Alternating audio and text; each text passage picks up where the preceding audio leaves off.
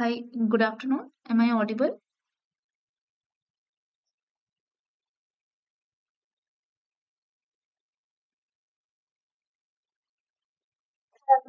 Oh, so present now.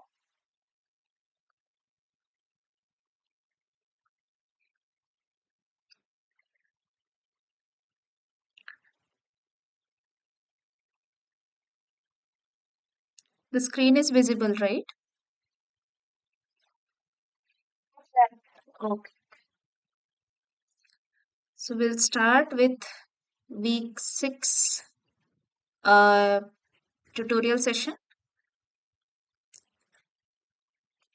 So to begin with, the very first thing we saw that we are cloning the thing. Okay, we are expressing it.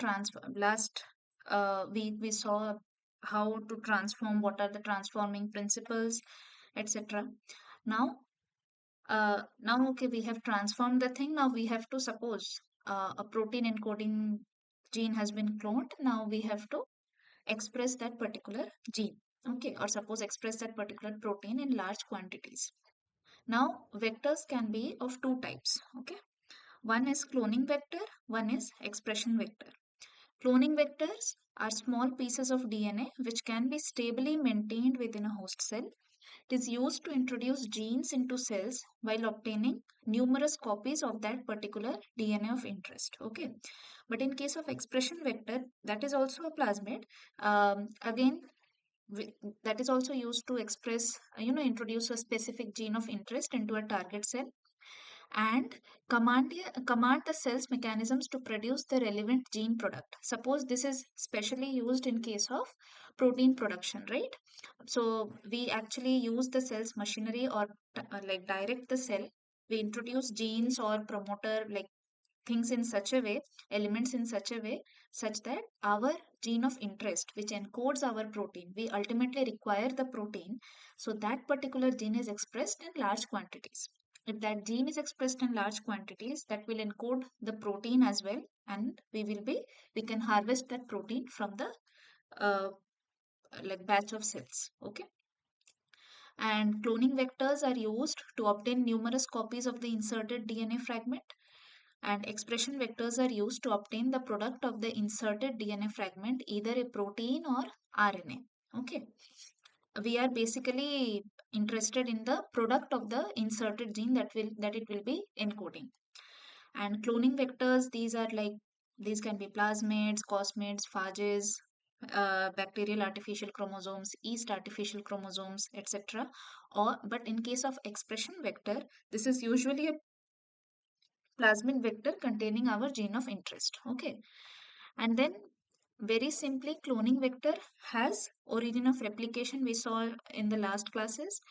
It has unique restriction sites so that we can digest the vector as well as our insert using the restriction enzymes and generate the overhangs so as to clone them ourselves, so as to ligate them properly and in a correct direction, and a selectable marker for selecting out or for choosing that, okay, for confirming that okay, this our particular gene of interest has actually been transformed into the carrier cell. Okay, but in case of expression vector, definitely needs to have origin of replication. These like in addition to the typical features of a cloning vector, expression vector needs to have enhancers, promoter region for, because we are interested in the product encoded by that gene of interest. Okay, either the protein or RNA. Hmm? So many labs work with mRNA, right? So if we are interested in getting the mRNA, then it should have a promoter for RNA polymerase to come and bind and transcribe that particular gene DNA sequence. And if we are interested in getting the protein, only the gene of interest is inserted, right? It has to be transcribed as well as translated. So then the ribosomal machinery, like the whole component of the translation machinery, okay, as well as the characteristic feature of the gene. So for translation and transcription, it should have a proper promoter site. For translation, you should have a start codon, a recognition sequence for ribosome to actually come and bind, right? A ribosomal binding sequence. Usually, it is shortened as RBS. Okay. Now, there should be a stop codon as well. Okay, for the protein synthesis can't really go on, right? So all these sequences should also be present in your expression vector. So expression vector comprises of enhancers, promoter region, termination codon or stop codon, transcription initiation sequence, translation initiation sequence, right? Or the start codon I was talking about, in addition to the typical features of a cloning vector. All these will be there, definitely. It has to have a selectable marker, unique restriction sites for cloning to happen actually properly in a proper orientation, as well as origin of replication needs to be there. Otherwise, how can we get the multiple copies of that particular plasmid? Okay.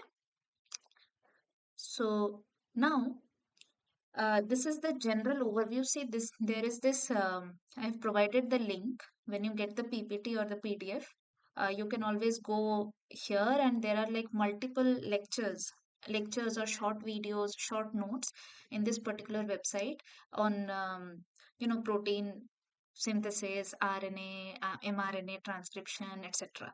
Okay, it's a very nice read. Like the whole website, you can explore different options there. Now, if we briefly look at what happens in transcription and translation, this is the cell and it has been magnified here. Now, what is happening here? If according to the central dogma, we know that DNA is transcribed into RNA. RNA is processed to form it's processed to form the protein coding mRNA, and then functional mRNA, this is translated into polypeptide sequence, right?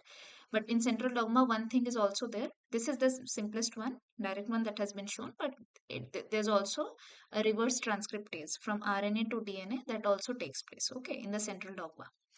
Now, we will, like this diagram basically shows transcription and translation, because here we are talking about the expression of that particular gene of interest, and we in the subsequent slides we will look at the expression systems, different kinds of expression systems. Okay, so here what is happening in case of transcription, what we see here again, um, this is you have the DNA like nucleotides, it ribonucleotides, and then from the DNA this particular one strand is read into mRNA, and or in general RNA, and then this all this is taking place inside the nucleus, and then this particular encoded RNA, after certain modifications, are taken out or transported into the cytoplasm. Okay, you see this messenger RNA here, and then while gets out, then the ribosomal proteins or like ribosomal machinery. Ribosome is composed of both RNA, ribosomal RNA, and ribosomal proteins. Okay. Now this mRNA is attached, recognized at specific sequences, and then is attached by ribosomes. Then there are tRNA or adapted molecules which recognize specific codons on the mRNA. Codon is a triplet of nucleotides, and then tRNA the brings the corresponding amino acid coded by this three triplet nucleotide on mRNA. And then we know that ribosome, this is like it has one small subunit, one large subunit. These two join, and this mRNA is read and encoded into polypeptides. Okay, so there are three sites, A, P, E sites. The very first tRNA that comes, it comes at the P site, okay, at the central portion or peptidyl site. But the remaining tRNAs are brought into the A site or amino acid site. Okay. Now mRNA is getting translated once one and the shifting takes place from A, P, E. Okay. So what happens is one by one the amino acid from one tRNA as it leaves, one amino acid is subsequently like sequentially added on to the previous amino acid, thereby forming a polypeptide chain.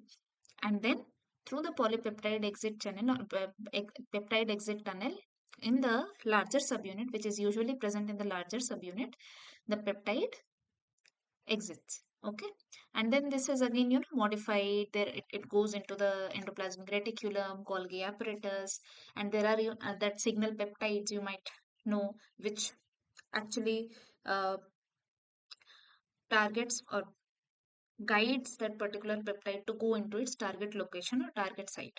Okay, so this is the overall view, and usually, but in prokaryotes, this is the scenario in eukaryotes. In prokaryotes, there's no distinct machinery. The transcription as well as translation is coupled. So you know what happens in prokaryotes? In prokaryotes, it's like the RNA polymerase is bound to the mRNA. It is transcribing, and the transcribed mRNA, the portion that has already been transcribed, it starts from 5 prime to 3 prime, right? So, sorry, yeah, 3 prime to 5 prime. The RNA polymerase goes from 5 prime to 3 prime. Now, what happens is uh, the mRNA that has already been encoded into the DNA sequence that has already been encoded into RNA, that particular portion leaves out of like suppose this is mRNA, this is the RNA polymerase sitting, and there's this tail coming out. Okay, there's this tail coming out, as in the mRNA that is coming out that has been transcribed, like transcribed mRNA slowly comes out. Now, what happens there is, as soon as the mRNA comes out, it starts coming out. In case of bacteria, I'm talking about ribosomes attach at the 5 prime end. Okay, recognizing the start codon or the ribosomal binding site. So, the same mRNA that is being transcribed, the portion that has already been the transcribed portion is joined by ribosomes further. So, this way, transcription and translation are coupled in bacterial uh, uh, organisms like prokaryotic organisms. And also there are certain factors called NASG, you might be aware of it. Like these factors can help in coupling transcription and translation in prokaryotes, or sometimes there are many cases where it's not coupled with NASG factor, or simply RNA polymerase and ribosomes, there's a crosstalk between them in transcription and translation in case of prokaryotic organisms. Okay. Okay. Now, when we are talking about expression system, there's choices of host and vectors. Now, host cells can be prokaryotes, like bacterial organisms mostly. Yeast. Yeast is the simplest single cellular eukaryotic cell, like eukaryotic organism. Host cells can be animals, okay, or plants. And transforming agent, the the thing that is getting transformed or that is being changed and then getting inside into the carrier cell or recipient cell are definitely the plasmids or the recombinant plasmids. Okay. Now, the criteria to select an expression system, the number of factors, the very first thing is quantity of the desired protein. Okay, if I require protein in large quantities for suppose for industrial purposes, etc., then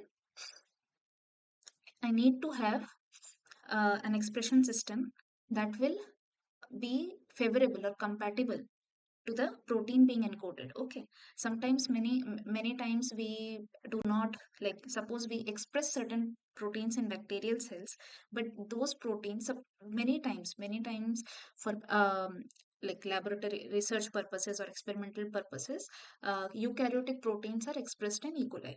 Okay, now, but E. coli is a bacteria. It might not, the external protein or the external protein that is being encoded, that is not the naturally used or metabolized product in E. coli, right? So it might not be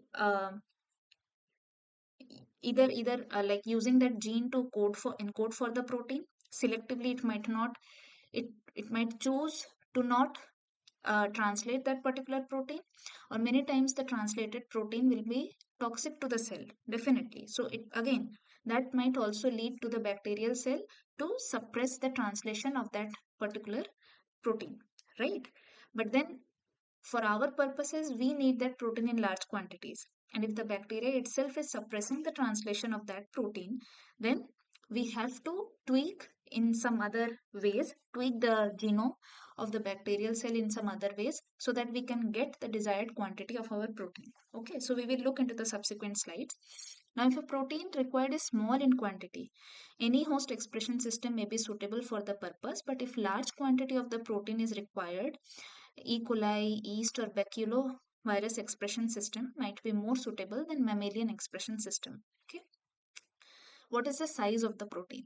E. coli expression system is not preferred for larger size of the protein, but we can always make use of eukaryotic expression system when we require a protein which is of like around megadalton or several kilodaltons larger in size. Okay. And then definitely one thing to be kept in mind is the compatibility between the source organism and the expression system. So there should be a close distance between, like it shouldn't be completely rejected by the expression system or the recipient cells, right? So in general, a close distance between source organism and expression system is preferred because this might increase the chance of getting the expression of the cloned gene and the presence of protein in a soluble fraction. Now, what usually happens is, what do we mean here by soluble fraction and insoluble fraction? So when I think the last when we were talking about how to harvest cells and all, so we were centrifuging the cell culture, right? That is the similar case scenario when we want to express a particular protein. We first have to harvest the cells. Now, when you are lysing the cells, you again centrifuge it, right? Now the cellular contents come out and the cellular debris settle down, forming a pellet, right? Now what happens there is, if your protein, suppose it is not some eukaryotic protein has been expressed in E. coli. Now what will happen is that particular protein might be toxic or might be, definitely an additional burden to the bacterial cell, because it usually doesn't require that protein for its metabolic activities or day-to-day functions, right? Now the thing is, sometimes that protein might get inside inclusion bodies and that will come into the pellet. But you have to take, that is the protein of your interest, protein like your protein of interest. So you have to take that particular protein out of the inclusion body. So you always have to have it in the soluble fraction or in the supernatant, not in the cell pellet. Many times there are like numerous proteins, you have to optimize the purification of those proteins because they many proteins tend to go into inclusion bodies or tend to settle down along with the pellet. So you have to again purify that protein or take that protein out. The main goal is to put it inside this, like to let the protein come into the soluble fraction to solubilize your proteins. Okay. So if there is like a good compatibility between the source organism and the expression system, then definitely, like usually the proteins being encoded by the gene of interest will tend to stay in the soluble fraction itself. Then we can always purify the protein from that soluble fraction. And then what is the downstream application? Now, when you have to choose a host vector system, if the protein production is used for generating antibodies, right, any expression system may suit well for this purpose. But if the protein is required for activities or for certain assays like these ELISA assays, then a compatible expression system should be preferred. Okay. Now, like when we come to E. coli expression system, so the typical components are promoter. Definitely, it has to have a promoter so that the RNA polymerase can recognize and bind to that particular site and dock onto that strand, like on that particular site. There should be a ribosome, like for transcription of the gene. There should be a ribosome binding site. So ribosome binding site includes Shine-Dalgarno sequence, which is the docking site for assembly of ribosomes. Now, thing to be kept in mind in this case is, in ribosome binding site, when we are talking about ribosome binding site in E. coli, what happens is E. coli mRNAs have like really different kinds of mRNA characteristics of the mRNA. Okay, so here it has been talked about Shine-Dalgarno sequence, which is a purine-rich sequence. Okay, now this purine-rich sequence, what happens is ribosomes, the very first ribosome to bind to the mRNA is the smaller subunit, right? 30S subunit. We are talking about bacterial expression system, right? Bacterial translation scenario. What happens is 30S binds to the mRNA. Now, the Shine-Dalgarno sequence, which is purine rich, okay, rich in purine nucleotides, what happens is that purine rich sequence is complementary to if the nucleotide sequence is rich in purine, then the uh, the complementary sequence on the ribosomal RNA, actually that complementarity is there, which is called anti-Shine-Dalgarno sequence. Okay, so those two sequences, if the complementarity is there, then the ribosome can actually bind onto the mRNA. Okay, now not only that, Shine-Dalgarno sequence is present. Now the start codons, you might know, like is AUG. Predominantly it's AUG. Okay. So the start codon, it has to start from the start codon, translating from the start codon, but the ribosome has to settle properly and bind at a proper site, like at a proper distance, so that it binds properly and then starts translating the mRNA, right? So, but here Shine-Dalgarno sequence has been talked about. It is there, but in many, like just something to keep in mind, many mRNAs are there in bacteria, in E. coli as well, where Shine-Dalgarno sequence is not there. Okay. Also, we talk about 5' UTR, right? Upstream of the Shine-Dalgarno sequence, there are like long stretches of nucleotides or 5' towards the 5' end, which is called the untranslated region or 5' UTR. All right. Now, when we talk about 5' UTR, again, in E. coli, it's so variable, the mRNAs are so variable. What happens is the 5' UTR can be really long enough, okay, or it when mRNAs having long 5' UTRs are called leadered mRNAs. Like there's a leader sequence. Many times the 5' UTRs are absent completely. Like it starts from the start codon directly. All right. No Shine-Dalgarno sequence at all. Or many times there's Shine-Dalgarno sequence but no 5' UTR. So in these scenarios, it is called leaderless mRNAs. There's no leader sequence. Okay. So just for your information. Now, definitely the ribosome binding site should be there. So I told this because this need not be the necessary case scenario for Shine-Dalgarno sequence to be present on an mRNA. Okay. Then there's termination site. It terminates the synthesis of mRNA, as well as there should be stop codon, right? So that the translation of the mRNA also stops. It can't go on, right? And then many times there's affinity tag. The presence of any affinity tag either before or after the gene sequence provides a mean to purify the protein using affinity chromatography. We look at what kinds of affinity tags can be used. Okay. So the very first thing is promoter. I think this is the transcription promoter we are talking about, wherein the sequence at minus 10, this part, Tata box, and minus 35, this region are crucial to facilitate RNA polymerase recognition and binding, and this determines the strength of the promoter as well, right?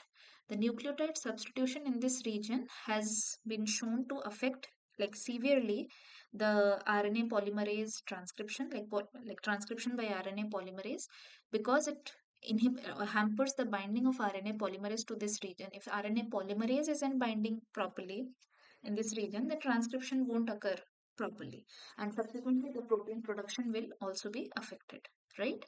So subsequently, a number of promoters are designed for overexpression of protein in E. coli using a strong or a weak promoters to suit the overexpression strategy. Again, this is also a place where you can play around with if play around depending on how much protein do you need. We were talking about if the expression you need a large quantity of the expressed protein, then you should have a strong promoter so that the protein is definitely getting translated, right? Or a weak promoter can also help in many cases where you need small expression or low amount of expression of your protein of interest, or sometimes you need certain weak promoters to also uh, remove the background signal in some cases that we will look in the subsequent slide. Okay. Now promoters can be IPTG inducible promoter. IPTG, as we know, that IPTG is a synthetic analog of lactose, which binds, which acts as an inducer of lac operon because it binds to the repressor. Like it is an analog of allolactose. Okay. So the lac promoter uh, is used in different kinds of plasmid, okay, like PUC, series of plasmid, peach and plasmid. Then there's a tryptophan and like promoter, TAC. It is a hybrid promoter where -10 region, the Tata box region that is being referred to here from LAC UV5 promoter is fused with -35 region of tryptophan promoter. Okay, this is the example of one such plasmid having this TAC promoter.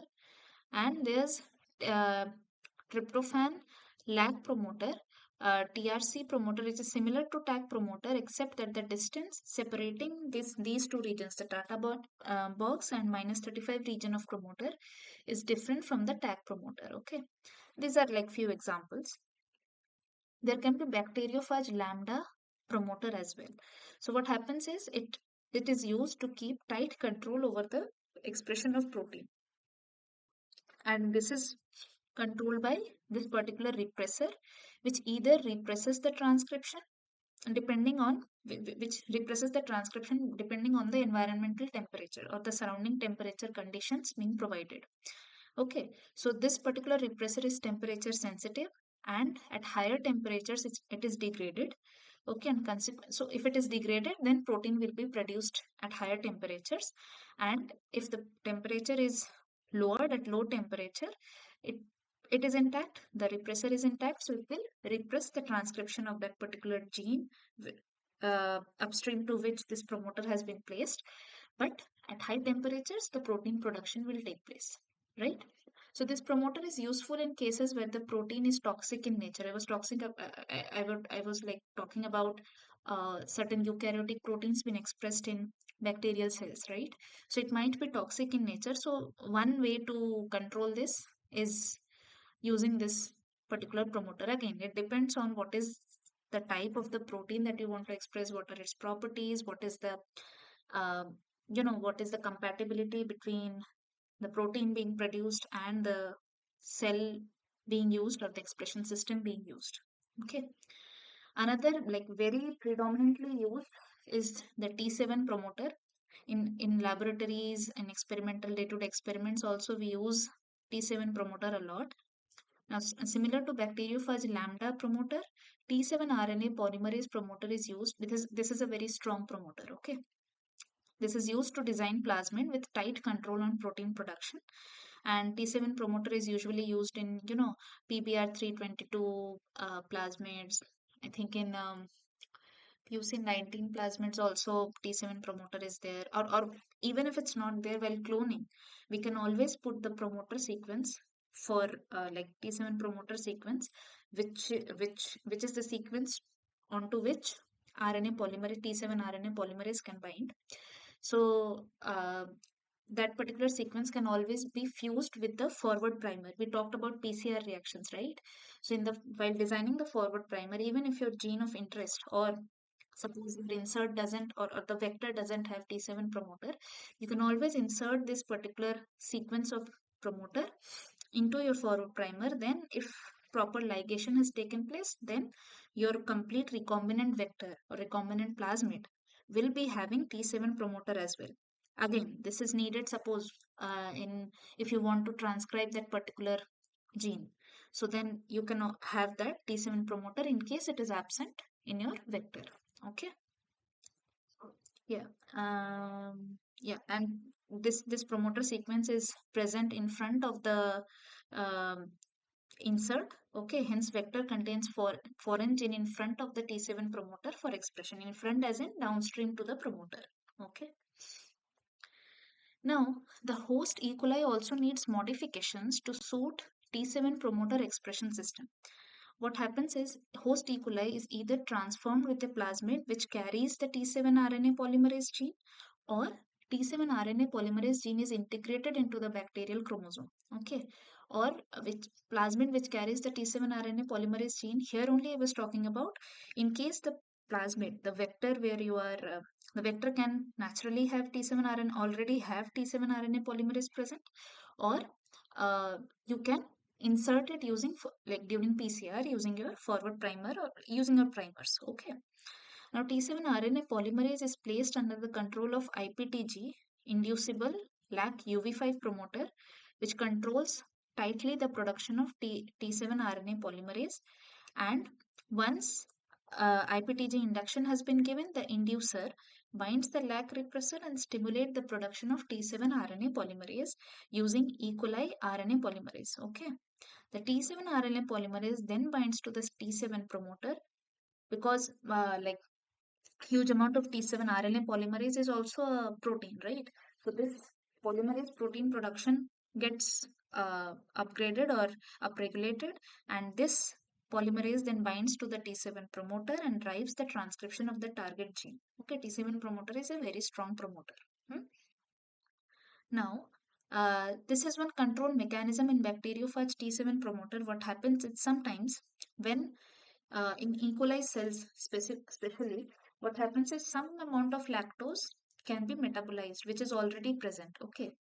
To now, if that particular, in order to remove that background expression level, okay, uh, what happens is this sometimes this lysozyme gene, T7 lysozyme gene is also inserted, which makes which removes the background production levels or background signals of T7 RNA polymerase and like back, background levels of T7 RNA polymerase transcribed genes, and then upon IPTG induction only this T7 RNA polymerase can really be produced and then bind at the T7 promoter and transcribe as well as translate your gene of interest. Okay, so that the background levels of because some amount of lactose is present already, to remove that background noise, background production of uh, your polymerase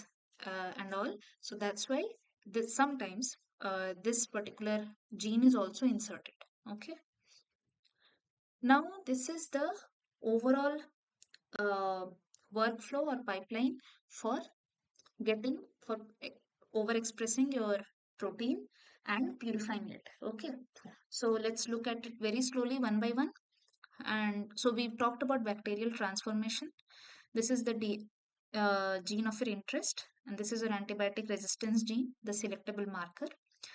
And the plasmids, and this particular recombinant vector is transformed into your recipient cells at 42 degrees Celsius is the temperature at which heat shock is given.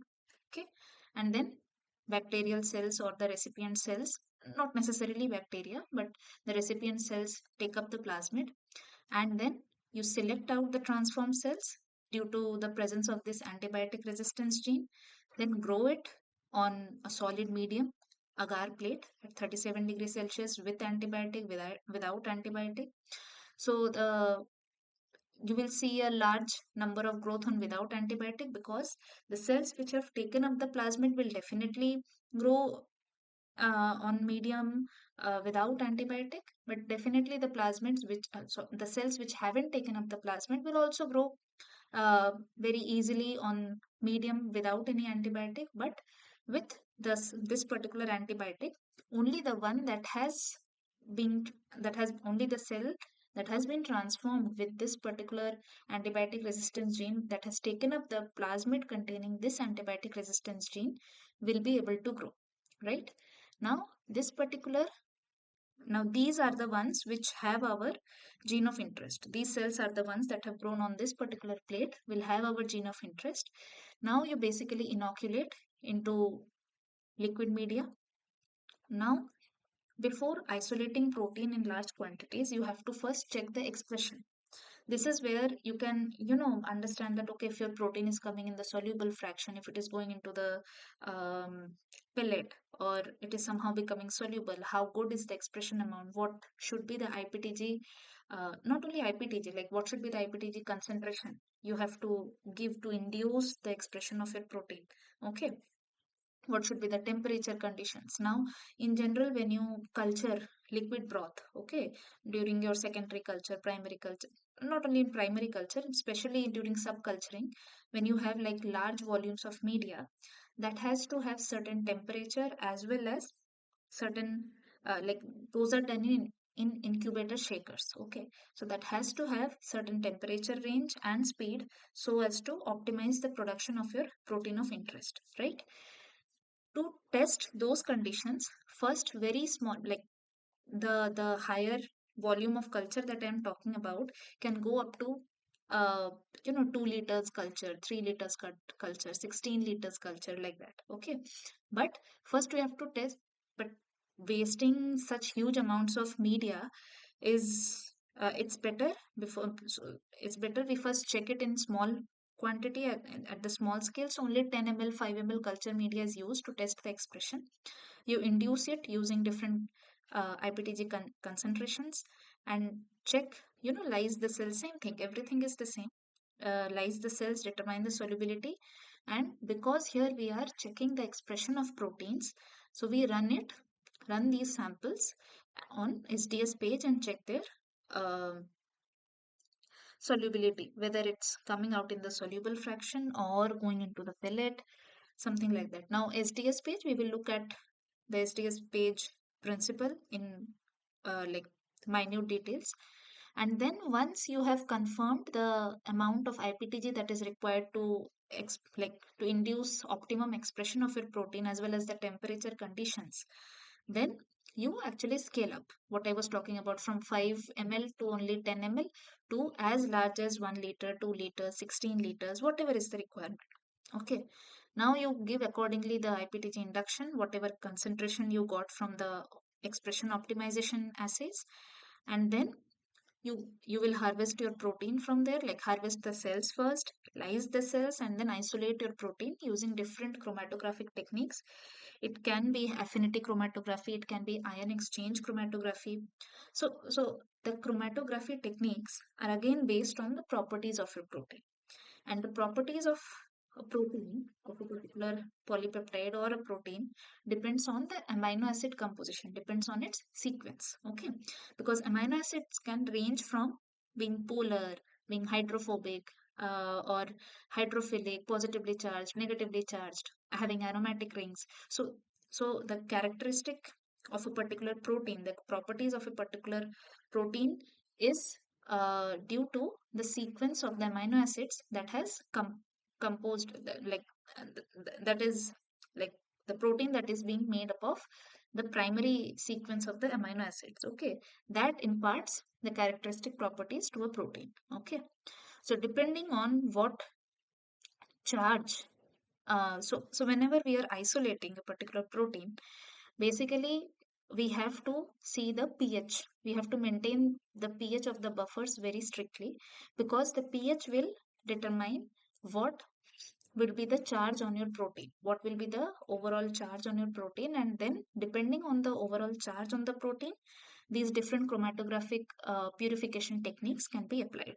Okay, so when you have isolated your protein, purified your protein, then finally you run it through size exclusion chromatography. Again, it is again based on different kinds of based on here the proteins are separated based on their sizes. So the matrix, this is the column we are talking about. Okay, now this is packed with certain porous matrix, and the pores are can range from different can have different sizes. Now what happens is smaller proteins can get trapped inside the pores, and when it passes through the pores, it takes like longer time to pass through or come out of the column, but the larger ones can't really enter into the pores of the matrix. So it passes out through, like it can pass directly uh, through the void volume and then come out of the column much earlier. Okay, this coming out, the term basically is elution, that I am always telling, that coming out of the column, basically the larger sized proteins are eluted first from the column, uh, followed by the smaller sized proteins. Okay, this is again an you can always go there, and this picture has been taken from this particular link. You can always go there and read the visit this site and read there. It's very nicely written there. Okay, now let's very quickly look at what happens in SDS page. we have been talking about, because you have to test the expression even after purifying the gel, as in, sorry, purifying the protein, after multiple steps of purification or one step purification, whatever is the requirement, you have to run it on SDS page gel to check whether the protein that you have purified is of optimal size, or it is the same protein that you have desired. Or people can go for mass spec also in case there's ambiguity in the SDS page gel results, right? So let's look at what happens in SDS page electrophoresis. Okay. Now, this is the overall setup, wherein this is the negatively charged um electrode, and this is the positively charged electrode, and uh, there's two, like a discontinuous buffer system. When we talk about discontinuous buffer system, the running buffer is different from the composition of the gel that is there. Okay, we looked at agarose gel electrophoresis, right? Now here what happens is, your running buffer is there. This particular gel that is there, it will have these wells. See these depressions here, these are the wells wherein you will be loading your samples, protein samples. And then you see, this is like, it has two, the gels are of two types overall when we want to run the protein. One is the stacking gel of a lower pH, and the resolving gel of a higher pH. Okay, and the direction of electrophoresis is from this negative to the positive electrode, and the gels are polyacrylamide gels. Like in agarose, we saw that agarose is used so as to create pores of different sizes. Different percentage of agarose powder can be used. Similarly, polyacrylamide gels are there. Different percentage of polyacrylamide gels can be used, wherein you see this is a porous gel, and the pores, this particular sizes can vary depending on how much polyacrylamide you are using. Okay. Now, this is the mixture of macromolecules, uh, predominantly proteins, and then electrophoresis is there, flow of electricity is there, and this is separated. See, the smaller ones are moving at a higher rate, at a faster rate, migrating at a faster rate as compared to the larger ones. Okay. Now you will ask that, uh, because see, the movement is from negative to positive. So in order for these proteins to really move towards the, to move to according to their sizes or molecular weights, what happens here is, you add certain reagents which imparts negative charge to the overall sample. Okay, then if the negative charge is there here, this is the negative electrode, your samples are also negatively charged, you have made it negatively charged using certain reagents. Okay, we will come to it in the next slide. You now, due to the repulsion, the sample can move towards the positive one. Okay, definitely due to repulsion as well as attraction towards the positively charged electrode, the samples will be moving downwards, right? So this is the direction, this is the overall, this is the overview. Now let's look at it one by one. Now how SDS page works. It separates proteins according to their molecular weight based on the differential rates of migration through a sieving matrix, a matrix, porous gel, under the influence of the applied electric field that we saw, negative to positive. Okay. Now, movement of any charged species through electric field is determined by the net charge of the sample, okay, or macromolecular entity we are talking about, the molecular radius, definitely, and what is the strength of the electric field being applied, right? But what happens in case of natively folded proteins, whenever you are purifying proteins, for the cellular proteins, for it to function, it needs to have a particular shape, structure for it to perform its function, right? So those are folded in the characteristic way so as to, so that the proteins can perform their functions. Now with natively folded proteins, the problem is, the net charge nor the molecular radius is exactly dependent on the molecular weight, because see, uh, proteins can fold basically in a way due to different kinds of interactions, covalent interactions, non-covalent interactions, right? So many times due to the polar, and usually the proteins are in the polar environment, how we looked at during plasmid extraction, because the protein was moving into the organic phase, right? Proteins were moving into the organic phase, and DNA or nucleic acids being polar and moving to the polar or aqueous phase. Okay, so uh, this is because the hydrophobic residues are usually folded inside, or you know kept what to say kept protected away from the polar environment, and the polar residues or the charged residues, okay, or the hydrophilic residues are towards the environment, surrounding environment, projected towards the environment, whereas the hydrophobic residues are usually folded or inside the core of the properly folded protein, right? So in that case, the natively folded proteins won't exactly be uh, like the net charge, or we can't really determine in that particular state, folded state, we can't really determine the net charge or the molecular radius, and suggest that okay, this is moving. If we without anything, if we load it, uh, this is really molecular weight dependent, we can't really compare that, okay. But again, here we are talking about SDS page, right? But there are native page also where no denaturing agent or detergent like SDS is added, so that the native, we can see the movement of the proteins or these molecules according to their natively folded structure only, right? Without any, so like even the magnitude of the applied field in the native page, this is SDS page, in case of native page I'm talking about, that is also kept low, so that you don't, sometimes when the applied field is higher, it heats up the gel, so that heat will also affect your samples, right? So if we want to study the migration of protein molecules, okay, under native conditions, suppose what might be the reason that I want to do that?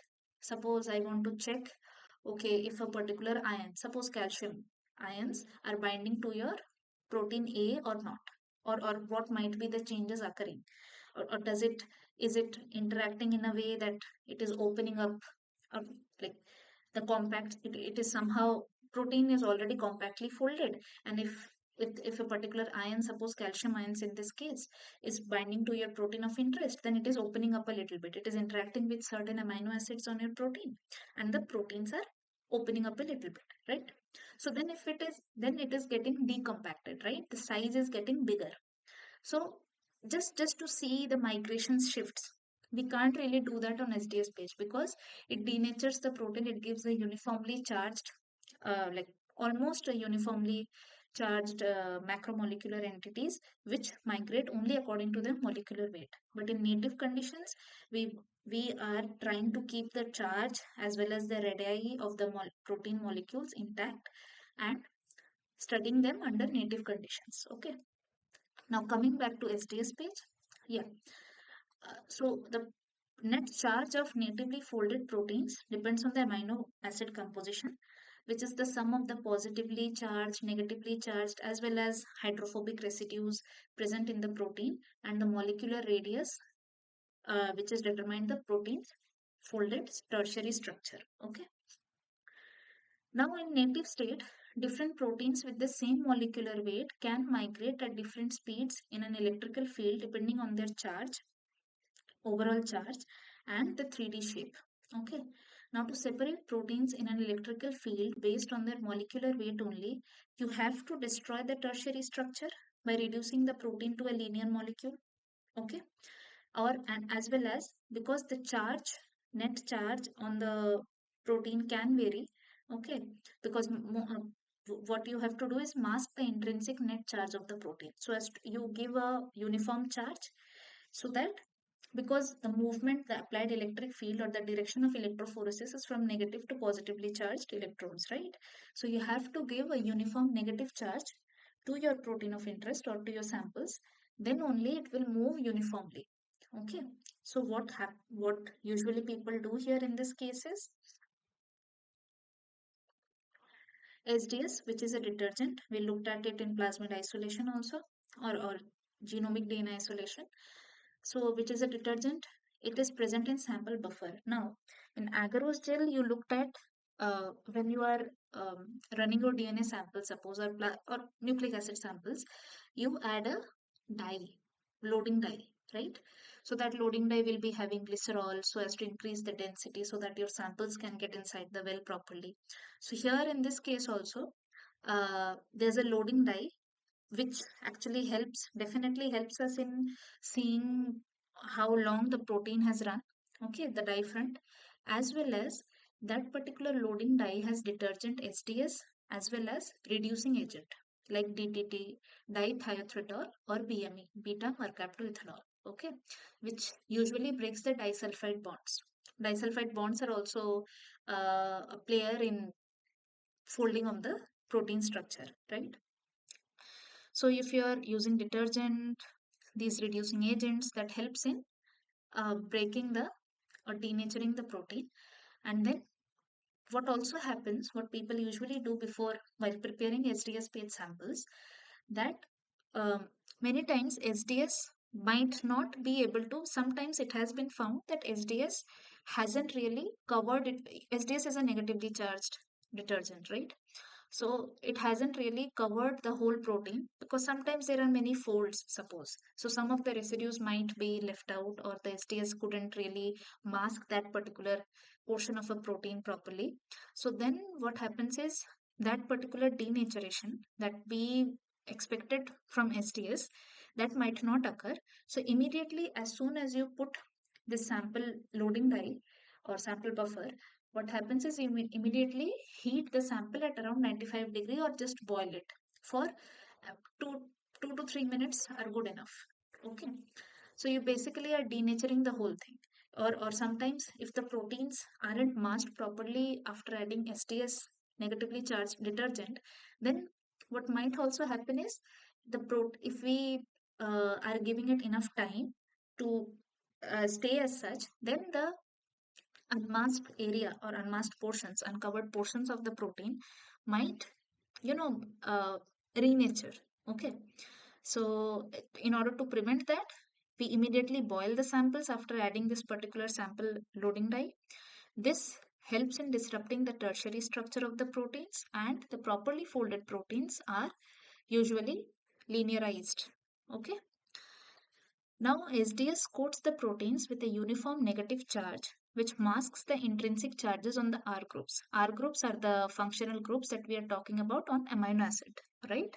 It has carboxyl COH group, NH2 group, one H atom, and one variable functional group which can range from H to some other bulky groups or some aromatic residues as well, okay? Or alkyl chain as well. So on the R groups, it binds quite uniformly to linear proteins.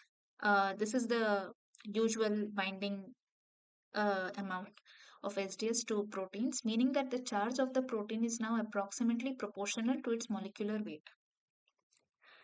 Now, the dominant factor in determining an SDS coated protein's mobility is its molecular radius. Okay. SDS coated proteins have been shown to be linear molecules. This is just few information facts, like 18 angstrom wide and with length proportional to their molecular weight. So if this is the scenario, then ideally we would expect that okay, the proteins will be moving or migrating only according to their molecular weight. Okay, so the molecular radius and hence the mobility in the gel is determined by the molecular weight of the protein. So the higher the molecular weight, the slower it will run on the gel, and the lower the molecular weight, it will run faster or migrate faster through the gel. Okay. Now, this here, what happens is the running buffer I was talking about, that is TGS buffer. That is, that has tris buffer, glycine, and SDS. Okay, at pH 8 or 8.3. And this is the running buffer we are talking about. And here, this is the gel, this is the stacking gel, tris HCl, pH 6.8. And then this is the resolving gel. This is the portion where actually your separation of molecules, separation of proteins takes place. Okay. And this is tris HCl pH 8.8. Right. So now the stacking gel has lower concentration of acrylamide. So if the acrylamide concentration is too low, then the pore size, we expect the pore size to be larger. So proteins of almost all sizes, like different proteins, will be migrating at the same level, right? With the same molecular at the same speed or at the same level. But if you're increasing the acrylamide concentration, uh, now here, one more thing to keep in mind. Here, not only acrylamide is there, acrylamide, there's usually the solution that we prepare, it has acrylamide and bisacrylamide as well, right? So bisacrylamide helps in branching between the acrylamide polymers, okay? So this particular branching, this interplay of acrylamide and bisacrylamide helps in creating pores of multiple sizes. So the greater the concentration of acrylamide being used, the pore sizes will be variable, right? And so it will hinder the movement of the protein molecules. So that will slowly migrate and resolve, okay, according to their molecular weights, right? But if it's already large enough for the proteins to easily pass through, then all sorts of sizes will be passing through it very easily, right? In one go, suppose. Okay. So in stacking gel, this is the area, this light gray portion that we are talking about. Low concentration of acrylamide proteins do not separate here, right? So these are your wells where you are putting your samples, loading your samples, and this is the stacking gel. And then this is the running gel, this pH 8.8 area, darker area. This has higher acrylamide condition capable of retarding the protein movement, and this is called running gel or resolving gel. This is where the proteins are resolved according to their sizes. Now what happens is this buffer has glycine. Okay. Now I think you guys know about the different titration curves of amino acids, right? Amino acids have NH2 group and COOH groups, right? Carboxylic group and like one amino group, N-terminal region, as well as the C-terminal part. And owing to the type of R group that is present in an amino acid, a particular charge is given to the amino acid. Now, there can be three charge states of glycine. Okay, so one is, it can either have, depending on the surrounding conditions, surrounding solvent pH, what happens is, it can either, this COH group, it can either be positively charged because N can actually have a lone pair that it can donate and accept H plus ions, right? So overall charge will be positive. Or at the same time, when suppose the pH is getting increased slowly. Now as the pH is getting increased, then OH minus is increasing. So as compared to NH3 plus, COH minus, COH group, which is acidic in nature, it has higher tendency to donate its proton, right? Because it is more acidic in nature as compared to this. So it will donate its H plus, thereby forming CO minus. But this is still, this N-terminal area is still positively charged, having NH3 plus group, right? At slightly higher pH.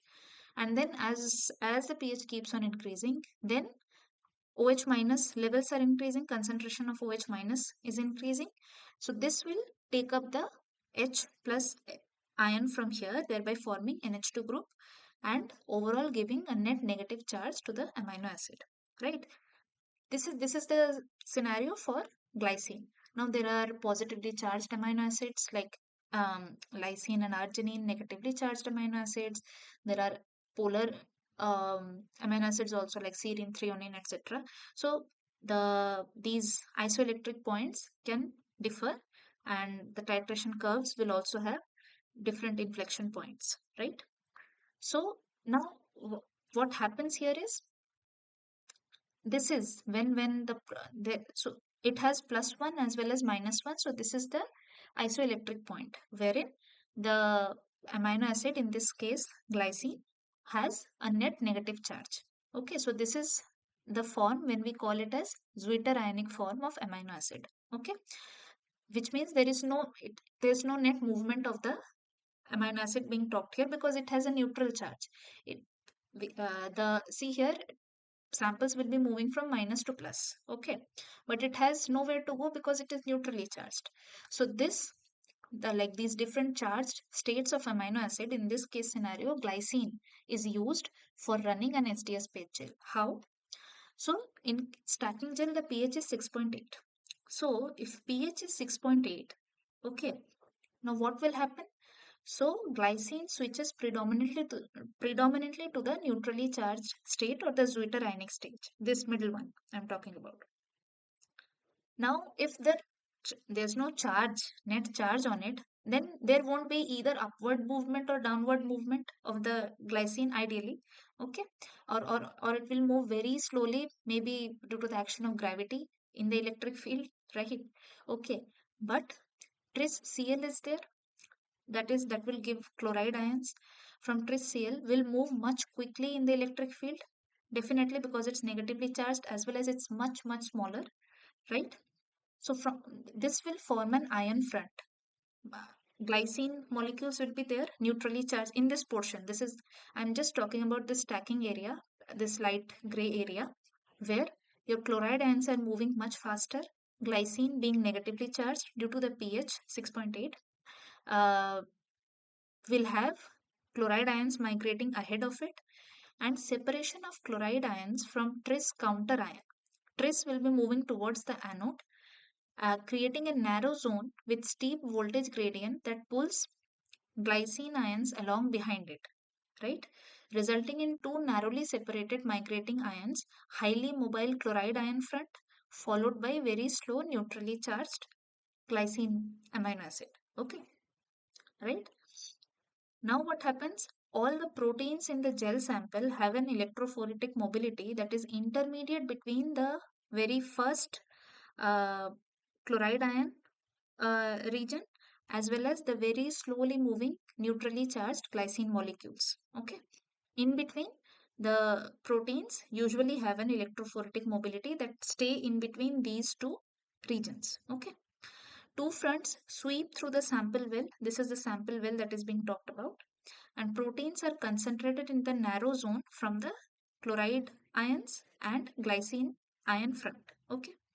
So what is happening is we are basically stacking the proteins. We are giving a uh, like proper starting point for all the proteins to start running through, so that there will be, if some protein is running through, like running faster earlier, because different amount of samples are added here. Okay, now this will run at very different rates, so the separation based on sizes will also depend on how much of the sample or the protein present in the sample has gotten inside the gel, right? So, but in order to avoid that, in order to bring all the protein samples at the same level, how you start a race, right? For the race to start from the same initial point, this stacking gel is required. You basically stack the proteins, and then this is the resolving gel, which is much longer as well, wherein the proteins finally resolve according to their molecular weights. How? We'll look at it. So this carries on until it hits the running gel or resolving gel. There the pH is 8.8. So we see that as the pH is increasing, the glycine molecule becomes negatively charged, right? So if it is now negatively charged, which was moving so slowly at 6.8, the speed of the glycine amino acid, like negatively charged glycine, will increase. Okay. So glycine molecules are mostly negatively charged. It will migrate much faster than the proteins. So glycine front accelerates past the proteins, right?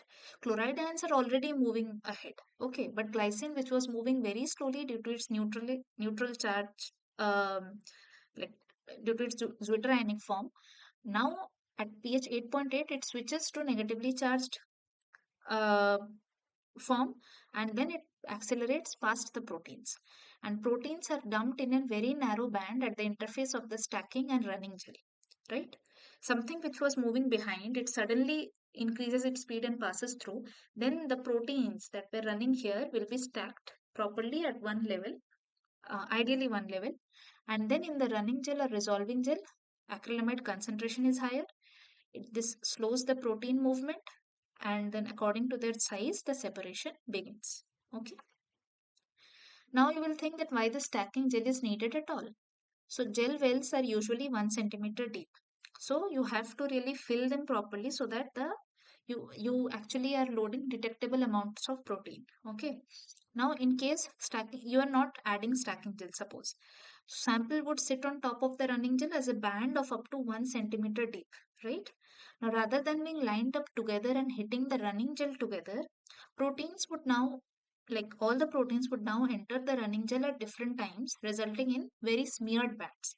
So, if bands are smeared, you can't really compare the protein sizes in case, suppose it's moving at like the difference is larger between the molecular weights of the proteins you are trying to check on SDS page, then it's still fine. But in most of the cases, it isn't, because you won't be able to compare. If there's a blotch or smear, how can you really compare between two proteins, right? Suppose your sample A has um protein A and sample B has protein B, and both are, like, suppose one is 21 kDa, one is 30 kDa. If it has blotches there, then you can't really compare the two migration of the two proteins usually. Okay. So proteins are dumped in a very narrow. So rather than being lined up together and hitting the running gel together, proteins would all like enter the running gel at different times, resulting in very smeared bands. And stacking gel ensures that all of the proteins arrive at the resolving gel at the same time, okay, for the race to begin, right? So that proteins of the same molecular weight will migrate as tight bands, right? So that there's no smear as such. And this is the, I was talking about different percentages similar to agarose gel. You can prepare different agarose gel percentages, which basically modulates the pore size of the gel. So in acrylamide also, you can have different percentages, and this is the molecular weight range of the proteins that can be resolved. So for 15% gel, that means this will have the smallest pore size. Okay, so you can resolve and separate really low molecular weight proteins as low as 3 kDa. Okay, so similarly, as the acrylamide percentage decreases, that means the pore size is increasing. So you can, the resolving capacity or the resolving range also decreases overall, right? Like it goes up to the higher molecular weight protein, because the higher molecular weight proteins also, if you suppose if you want to run 500 kDa protein at in a 15% acrylamide gel, polyacrylamide gel, so then it won't be able to move. The pores are so small for such a large protein that it won't be able to move only. Okay.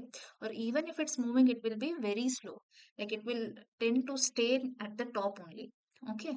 So it's good to increase the pore size, reduce the percentage, and run higher molecular weight proteins in your SDS page. In case this is like this is such a huge size range. Okay. Now, what might be the factors that affect protein synthesis in E. coli?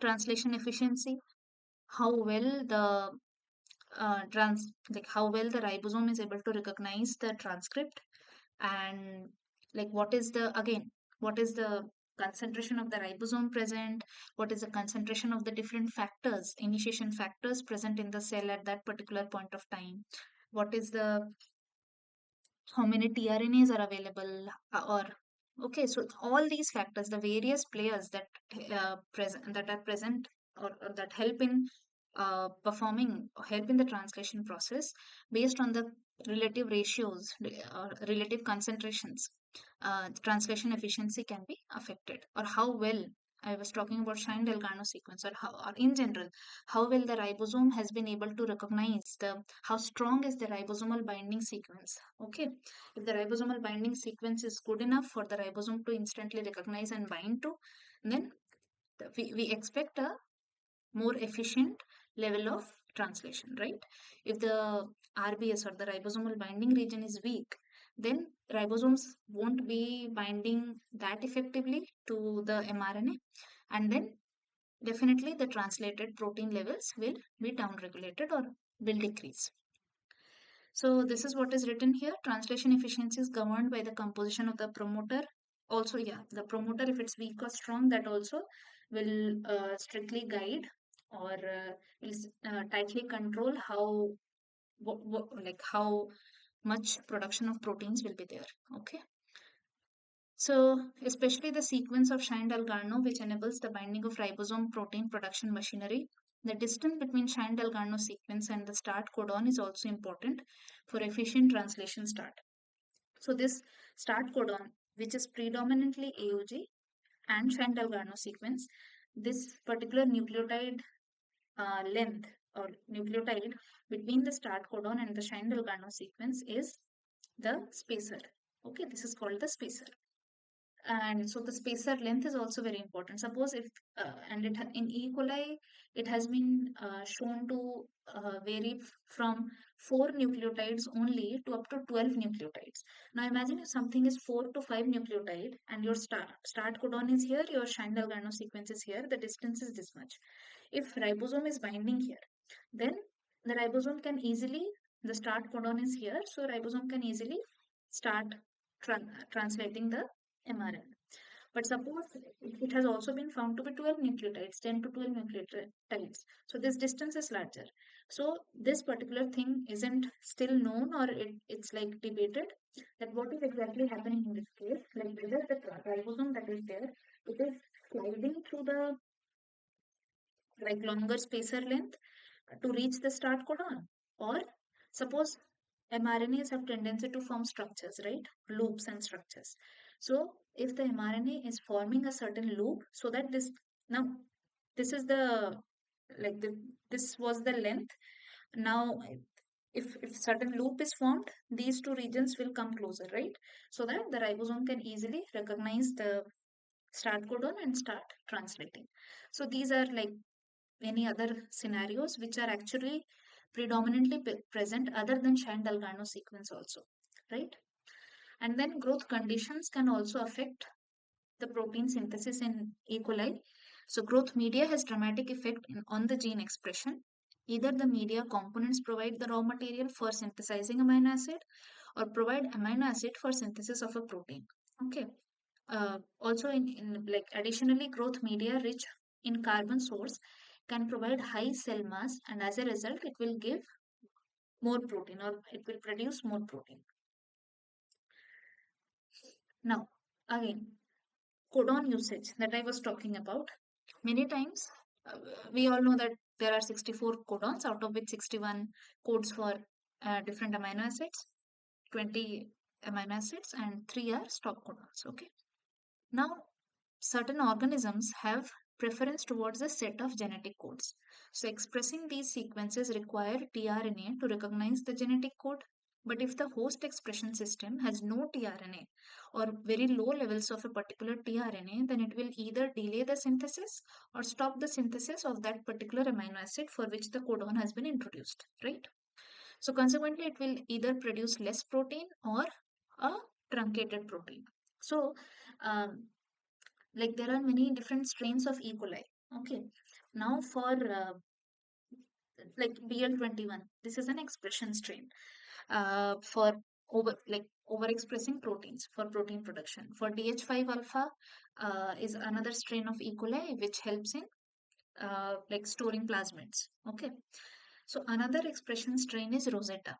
What happens there is this is basically sometimes due to this codon preference of the E. coli, what happens is this E. coli has will be like having tRNA which won't be recognizing certain rare codons. Okay, but those rare codons have been introduced into your gene of interest. Suppose that gene of interest is coding for a eukaryotic protein, right? Now that particular codon is not of any use to E. coli, and it doesn't encode any tRNA that will recognize that will recognize that particular codon and bring the corresponding amino acid, right? So in Rosetta strain, these are strains wherein already one like certain rare codons are inserted in the strain, so that these codons, the tRNA encoding these, like recognizing these codons are encoded in the cell, and then like this is not naturally present in E. coli, but in this particular strain Rosetta, what happens is this the rare codons recognize the tRNA recognizing the rare codons are encoded in the or produced inside the cell. Then if the eukaryotic gene that has been introduced has those rare codons, then that particular those tRNAs that have been encoded, uh, then those will be coming and binding and expressing your protein of interest. Okay, so uh, this also needs to be kept in mind, because there's codon bias or codon bias in the expression system. Okay, now I like we saw affinity purification. Okay, it can like whether there are affinity tags. We looked at like briefly, very briefly looked at affinity tags. So what happens is sometimes when we are talking about proteins might not be soluble, it can always go to the pellet or inclusion bodies, suppose. So in order to solubilize the protein, many times fusion proteins or tags are like a certain protein is added which is more soluble. Like then what will happen is if the that particular soluble protein soluble peptide is added to your protein of interest, which is always going to the pellet, then that particular total length will be helping in solubilizing your whole length of protein, right? And many times fusion protein, suppose in case of histidine tagged protein, it leads to easy purification also. You can always go for affinity purification with histidine tagged proteins, GST purification, maltose binding protein also if it is tagged, then you can go with purification. Okay, like affinity purification. So what happens is for one step purification, this will be easier so that your tag will be pulled out. And but in many cases you need, suppose in cases where you need like really good quantity of pure, like even though small quantity but really pure protein, then you have to have multiple steps of purification. Okay, one step purification won't be fruitful.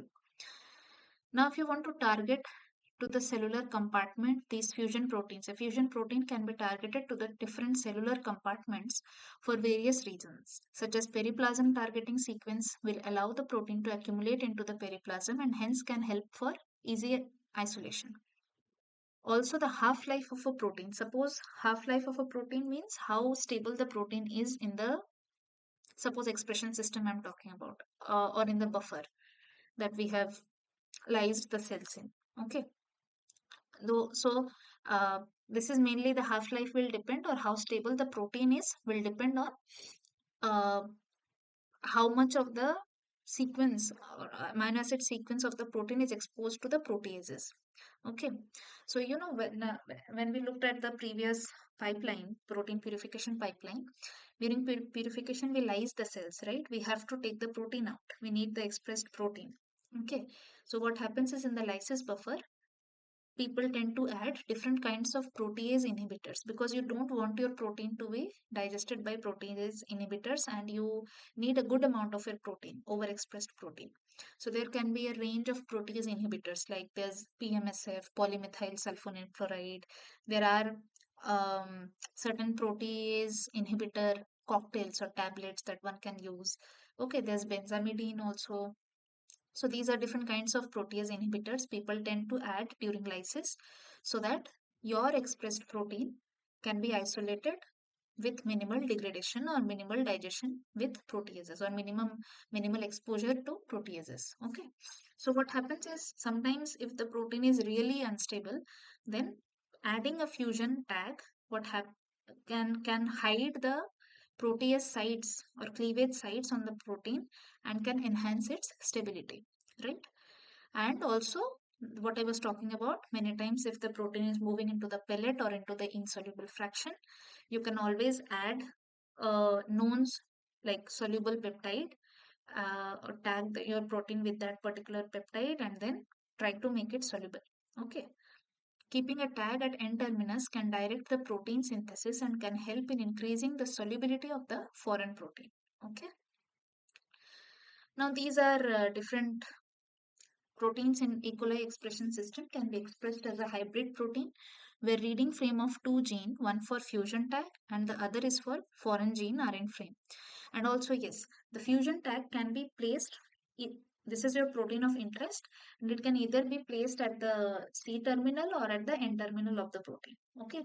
Now again, suppose in case of structural studies, just a brief uh, fact that in case of structural studies, many times when you really have to solve structures, like reconstitute complexes and solve structures, what happens many a time, like if you have tagged your protein with a certain peptide, and you know that your protein A binds at a particular site, but that particular tag will actually interfere with the binding of, or like binding of your protein A to the complex. Okay, so at that point of time, the purified protein along with the tag is first purified, and then the tag is removed or cleaved off, so that you get only your protein of interest without any tagging, so that it does not interfere with the interaction assays. Okay, this is one way. I think in the lecture videos there was one example, producing antibodies, right? So suppose you need to purify the antibodies and you need to inject that. Okay, you won't be injecting antibodies with fusion tags. Okay, so you have to remove the fusion tag, because you are already introducing foreign protein which is acting as an antigen. Then additionally, this fusion tag uh, might be harmful for the patient's body. Okay, I think this was the example given in the lecture videos. So based on your requirement, you can always keep a fusion tag, or where do you want to keep a, like add a fusion tag, whether at the N terminal of the protein or at the C terminal, depends on your downstream applications. Okay, now these are some of the fusion tags that is present here: beta galactosidase, maltose binding protein or MBP, um, histidine, thyrodoxine. These are all affinity purification. What happens is GST.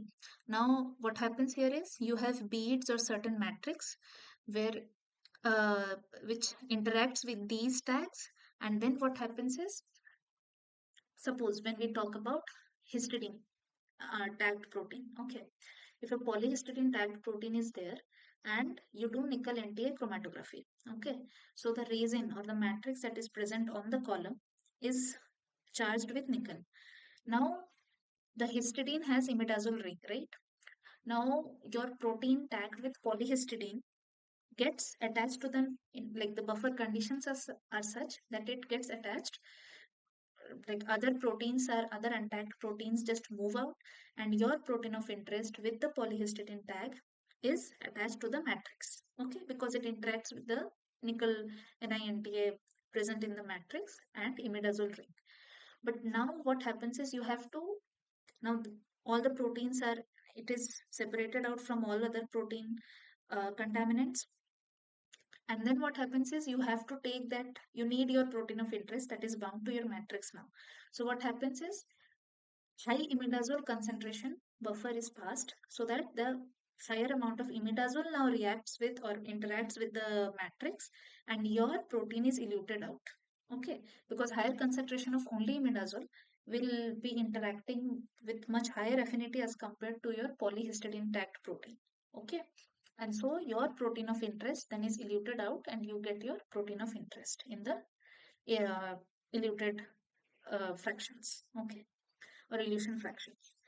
So this is one example of how affinity purification works. And then that's what I was talking about. When you really need to remove a fusion tag, for many biotechnology applications, a protein is expressed as fusion protein with N terminus or C terminus tag to easily purify the protein.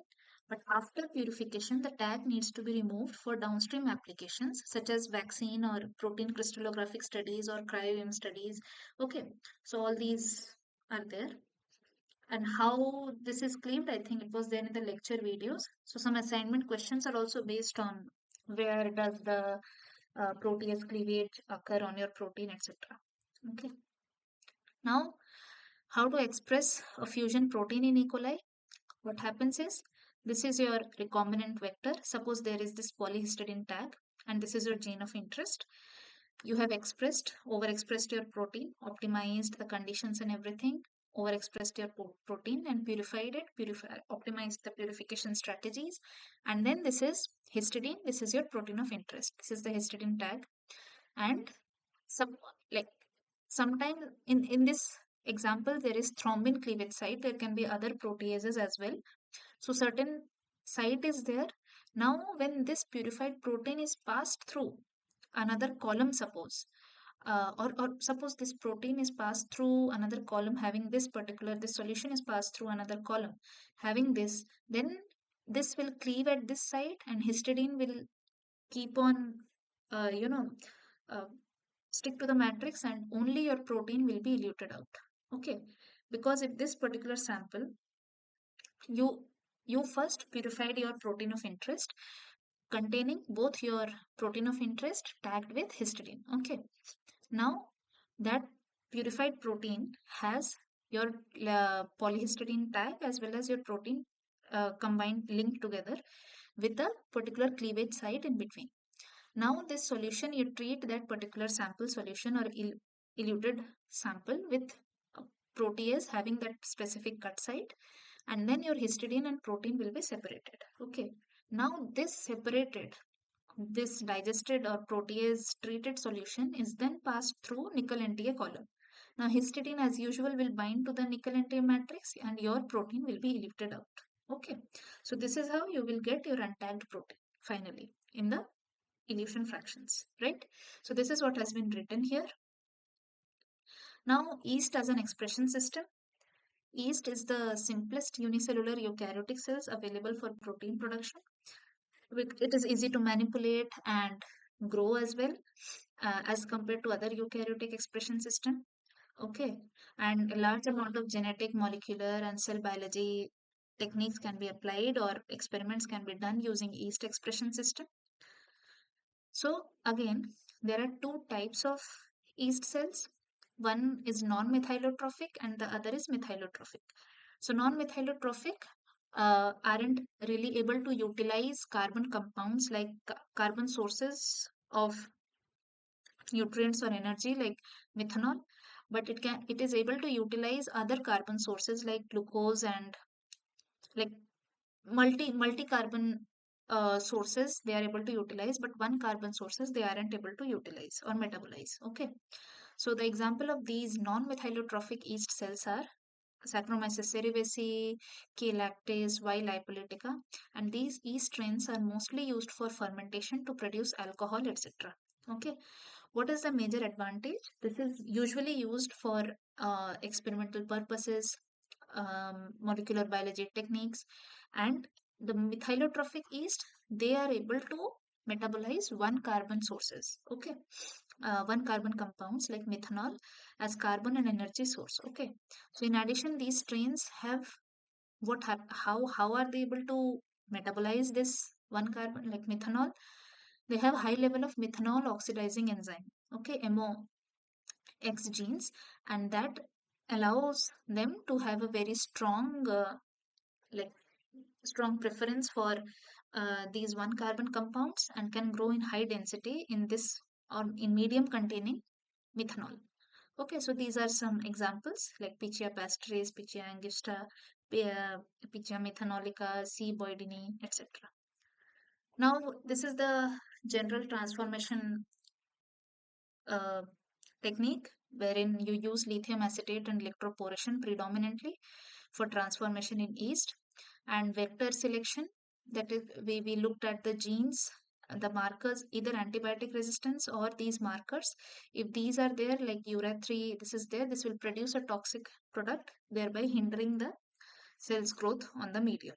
Okay, so yeah, so yeast cells are naturally sensitive to hygromycin B antibiotic resistance, which we are talking about. So if we incorporate a recombinant plasmid carrying the hygromycin resistance gene, this is the gene encoding for hygromycin resistance, we can select for transformed yeast cells that survive in the presence of this antibiotic. Naturally, it is sensitive, it will die or it won't be able to grow in the presence of this particular antibiotic. And the concentration is typically usually kept at 200 microgram per ml, and which is sufficient enough to inhibit the growth of yeast cells. Okay, other than the ones which have taken up hygromycin resistance gene containing plasmids, right? Now, and G418 or geneticin is an aminoglycoside antibiotic produced by this particular organism and blocks polypeptide synthesis. How? It inhibits the elongation step in both prokaryotes and eukaryotes. Now, yeast as an expression system, their promoters in yeast expression vector can be constitutive, wherein expression is non-inducible, it will go on expressing that particular gene will always express and code for the protein or the transcript that is required. Examples are GAPTH, GM1, etc., or inducible promoter, wherein we looked at methylotrophic yeast, right? So if we give methanol in the presence of methanol as an inducer, the particular protein will be uh, produced. How? Because methanol oxidizing enzyme MOX gene will be present, or MOX gene will be present. That particular promoter for that gene will be there, and under the control of that promoter, your gene of interest will be fused. Okay. Now, if that particular in the presence of methanol, which acts as an inducer, then that particular gene will be transcribed as well as translated. Okay. So these are few examples of different promoters in yeast system in case of non-methylotrophic species as well as methylotrophic species. Okay. Now the protein being formed or being overexpressed can be cytoplasmic or secreted protein. The expression of protein targeted to the cytoplasm is actually very high, but the recovery is very difficult, right? Because it's not secreted, it's inside the cells only, cell cytosol. And yeast cell wall is really hard, and high pressure homogenization is used to disrupt the cell wall. So in case of yeast cell wall, usually what happens is, in labs, because the cell wall is really hard and lysing the cells to take out the components is a bit trickier. What people do is people use liquid, prepare cell lysate and like like put in liquid nitrogen. That adding liquid nitrogen at such low temperatures will make the uh, cells brittle, and then you can actually that is called popcorn.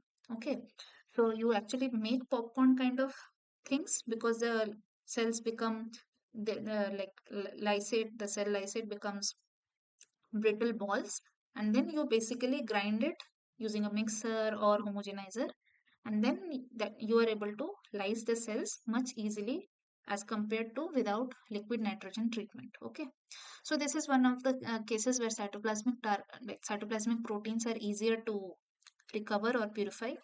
And then, but the secreted proteins tagged with secretory signals, such as there are certain signals, S cerevisiae alpha meeting factor, which signals the target protein into the secretory pathway.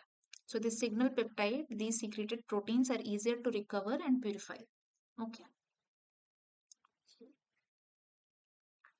Now, irrespective of the pathway chosen, the protein expression protocol in yeast expression system has multiple steps. You basically, this is the colony, transformed yeast cells that have taken your gene of interest, and then you inoculate. See, these single colonies here, you take one colony and inoculate in a proper medium, and then you allow the culture to reach a certain OD value and resuspend.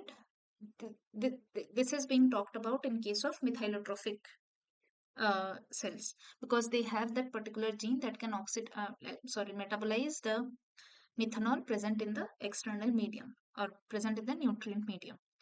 So the cells are resuspended in the new media without the carbon source. Okay, and then you basically add methanol.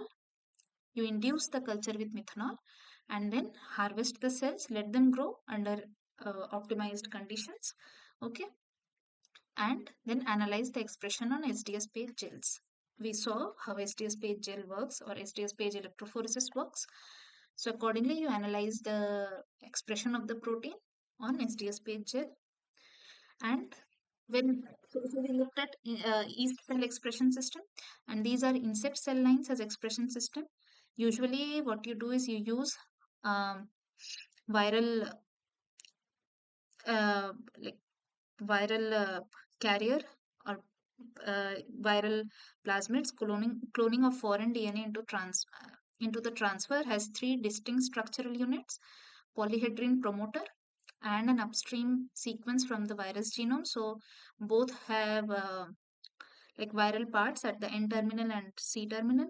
Polyhedrin termination site, this one, a cloning site for foreign gene. This is the central part wherein you can um, clone or insert your DNA of interest here. And then there's this promoter site. Okay. This is the promoter site that is being talked about, a polyhedron promoter, upstream sequence from the viral genome, cloning site, this is the one, polyhedron termination site, PT, the upstream and downstream sequences from the viral genome, these two regions, these 5' and 3' regions, help in homologous recombination. So what happens is the foreign DNA is cloned in the cloning site and the recombinant transfer vector can be propagated in E. coli. Okay, so these are the two ways how you can generate a recombinant baculovirus, okay, via recombination method. And then how you can screen the recombinant baculovirus by making dilutions. And you dilute a culture of the insect cell line to a density of nearly this much, make serial dilutions, okay, and plate it on your nutrient medium and look for plaques, okay, and also either you are looking for plaques or if the recombinant virus has a LAGZ gene, then you can go for beta galactosidase assay, blue white screening using XGAL as a substrate, or the cells can directly be stained with trypan blue and the plaque containing cells will take up the dye and appear blue, or the cells will remain colorless if there are no plaques. Okay. And how do you really produce a protein in baculovirus expression system? If the protein is secreted, so this is, you have to seed the cells, you have to transfect the cells, let the viral viruses amplify in the cell being given, and then if the protein is secreted, you transfer the culture supernatant to new tube and determine the protein concentration with Bradford reagent because it is secreted, it is coming out of the cell, right? But if the protein is cytosolic, how we were seeing during the yeast expression system, what you have to do is you discard the supernatant because your supernatant, because the protein isn't secreted out of the cell, it will be inside the cell only. So you have to lyse the cells, right? You have to wash the cell with PPS, lyse the cells, and then analyze the uh, resuspended samples on SDS page to check for the presence of your protein of interest. Okay. Now this is the mammalian expression vector. Similar to all other expression system, protein production in mammalian cell system can be achieved with either from a vector present as extra chromosomal DNA, which is transient, or the sequence is integrated into the genome through homologous recombination. This is permanent expression. Okay. The expression from transient or permanent cell lines can be from a constituted without any inducer required or inducible promoter. Irrespective of the expression mode in mammalian system, the different basic steps needed to produce proteins are as follows. You clone foreign gene in mammalian expression vector. You transfect the cell line with recombinant construct. You screen and select the transfected cells. You culture those transfected cells, definitely the ones that have taken up the recombinant construct, and then produce the protein, right? So in transient expression, what you do is like for a short expression is really high, but for a very short time period. Okay. And what are the steps? You basically clone the foreign DNA into appropriate expression vector to obtain recombinant DNA. And again, how we were looking at transformation in case of, suppose in case of the bacterial cell, we were looking at transformation of what kind of DNA will be good. It will be supercoiled one, which is more compact and can easily enter through the pores. Similarly, the transfection efficiency is maximum for a supercoiled circular DNA. Okay. And then this recombinant DNA after that has been taken up by the expression vector, mammalian expression, like the cell line, then you purify the recombinant DNA using DNA prep kits to prepare high quality supercoiled DNA. And then you seed the cells in the cell culture medium with this FBS at 20% confidence, means how much coverage, how much growth has occurred in that particular dish or tissue culture plate. Okay, transfect the cells with recombinant DNA that you had purified using a transfection reagent. We looked at it in the last class. Now, if yours, uh, like if the protein is expressed on the cell surface or whether it's an intracellular protein inside the cells, then transfected cells are allowed to express the protein for some 72 hours additional. and then media is removed, cells are washed with PBS, and the presence is detected on the cell surface or on the cell lysate by certain activity, or simply using labeled antibody, or simply using antibodies. Okay. But if the protein is secreted out, it is not inside the cells, it has been secreted out of the cell, then the transfected cells are washed with PBS, media is added, and then the protein, because it's a secreted protein, we expect the cells to secrete the protein out and be present in the external culture medium. Okay. So you basically harvest the medium, remove the dead cells and debris by centrifugation, and filter the media and detect the presence of the protein again by using Western blot or any other like binding of antibodies, etc. Okay, labeled molecules, etc. And in permanent expression, the gene of interest has been integrated into the genome. The different steps are: you clone the foreign DNA into appropriate mammalian expression vector to obtain recombinant DNA. This is again more like most efficient in case of a supercoiled circular DNA. You purify the recombinant DNA. First, you take the expression cell line that you culture the expression cell line, then put in your recombinant DNA using a transfection reagent so that it is taken up, and then you select the transfected cells. Okay. Now we come to the question answers. Um, so, which of the following is the start codon? Are people here with me? Yeah. Yes, yes, please. Someone was telling something. Answering the question? Okay. So, which of the following is the start codon?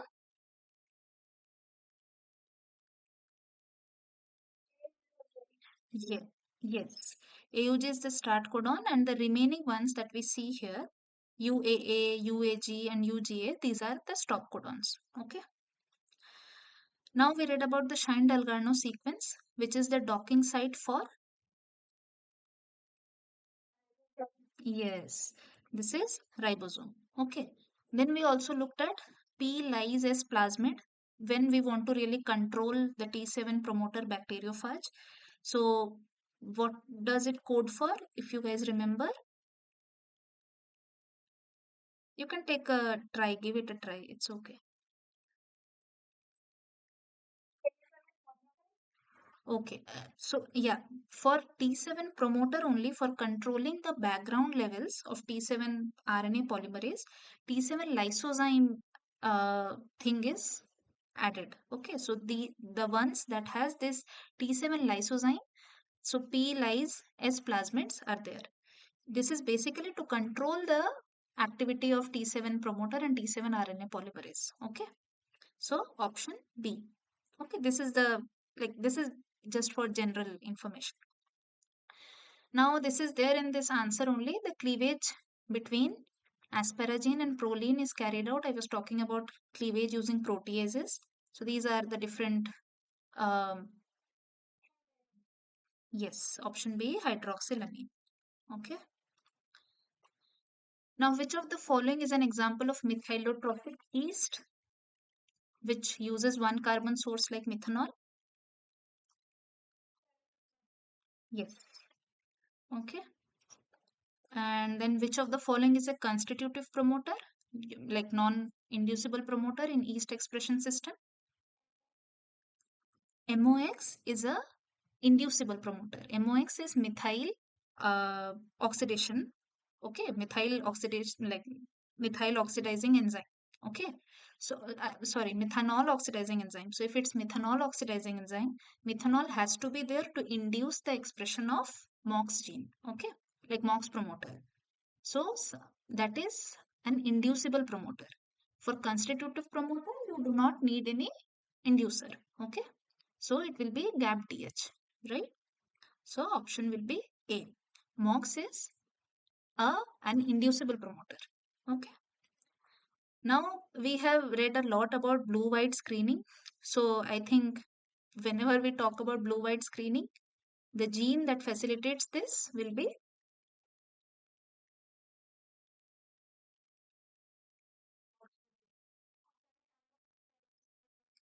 Ampicillin, see, ampicillin resistance can be there, might not be there. But when we talk about blue-white screening, then the sub- yes, yes, it will be laxy because beta galactosidase will be encoded, and then it will act upon that colored substrate, X-gal, right?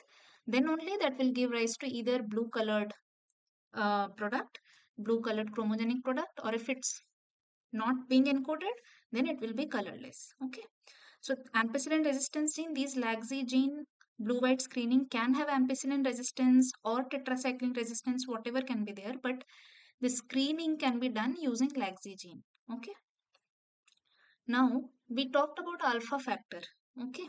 Now alpha factor is a 13 amino acid pheromone secreted by yeast cells. This is the yeast cell alpha. So this is a particular strain of yeast cells which binds to this particular protein. Okay. This is STATOP, a 7 transmembrane G protein coupled receptor present in these cells. What happens is when this alpha factor interacts or binds with this transmembrane protein, then it activates a signal transduction pathway required for conjugating and mating. Okay. Now, because I showed this, because the next question is based on this. In yeast, the tagging of a protein with alpha mating factor helps in secretion of the recombinant protein. Okay. So option C. And again, this is the same one how we looked at transformation efficiency. Similarly, for transfection efficiency is maximum in what form of DNA? Which is the most compact form of DNA here in this case? Yes, yes, good. Okay, so option B, supercoiled DNA, that will easily enter through the into the recipient cells. Now again, this was like these are few examples of like the next two questions are based on this only. These are the cell lines and the origin of the cell lines that are used for different purposes, experimental purposes. So see this particular J774A1 cell line is derived from macrophage here.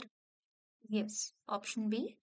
And then which of the following cell line is derived from the ovary of Chinese hamster?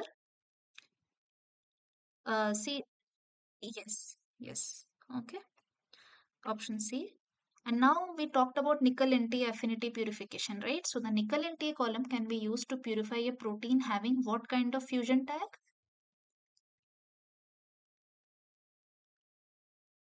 Um, do you remember? Like we were talking about something having an imidazole ring. Okay, any kind of amino acid? Yes, yes. Option A. Okay. Now a polyhedrine promoter, we just now looked at it, is found in which of the following vectors? It's a bacteriophage. Yes, yes. So this is the one we just looked at in the like few slides back. Okay. So correct option is baculovirus vector.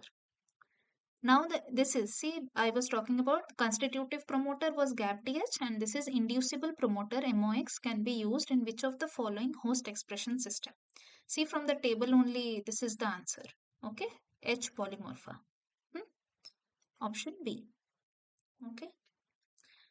Now, just for the last question, just this concept, what happens in inducible expression system in some cases that, you know, when a protein is toxic, what happens is for the expression of a toxic protein or proteins having non-specific effects which are not known to us, which might harm the expression system or recipient cells, what happens is tetracycline controlled inducible system is given. What happens is certain like operator tet operator is placed upstream to this CMV promoter, okay, and a transcriptional activator gene is there, TTA gene is there, and this operator region is there and this minimal promoter is there. This is again a viral promoter, this is there. And what happens is when tetracycline is present, tetracycline will bind to this activated transcriptional activator gene, and uh, this gene, this expression of TTA gene will be lowered down, and simultaneously the target gene that is present downstream will also be lowered down. But when tetracycline is not there, that means when tetracycline is absent, then when TTA gene is expressed, then it will enhance the expression of this gene, and transcription activator will be produced in the absence of tetracycline. So what will happen? Transcription activator is not produced when tetracycline is present. Okay. But when tetracycline is not there, then transcription activator is produced, which means if transcription activator is being produced, it will activate the transcription of the gene as well as translation of the protein, right? So transcription activator produced in the absence of tetracycline will eventually stimulate the expression of the target gene. This is the overall summary. So this is what is the last question here. The induction of a protein in a tetracycline controlled inducible system is achieved by growing the transfected cells in. When are we actually helping in the production of the transcription activator? Yes, yes, good. So this is option B. Okay, so that was it for today. We'll meet again on the next Sunday for week 7 tutorial session. Okay, okay then. See you the next Sunday. Thank you for joining.